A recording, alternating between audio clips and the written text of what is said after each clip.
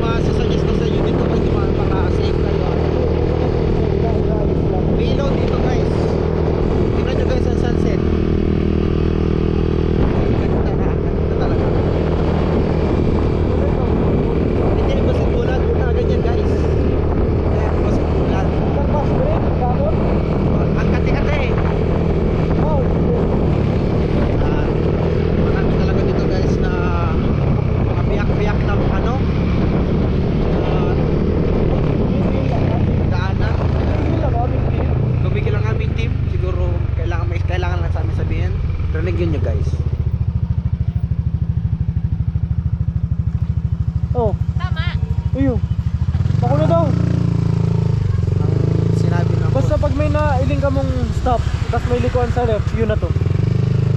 Tinanong kami ng mami ni Sean kung Tama tama ba? daw yung tinanan namin kasi. Sayang naman yung gas kung babalik pa kami, di ba? Oo. Ako, hindi ako talaga dito pero talagang napako na yung daanan kahit maglakad lang ako. Napaho dito guys. Ano naman?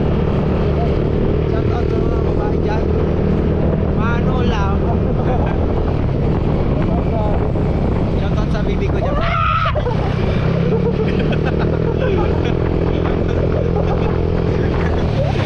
Gago ka! Tingnan mo kasi tinatalan mo. Mamamatay tayo wala sa oras eh. Marami pang pangarap dyan. Hindi na may nakataktaduan mo. Sa susunod na. Sorry guys. Ganda ng ilaw ni Carl Tulog na bata. Buti nga baka may mamatay doon eh. Near-death experiences. Yes. Buti na lang wala kaming salubong na bus or kahit na nung sasakyan na malaki. Mahirap talaga dito guys sa mga ganito.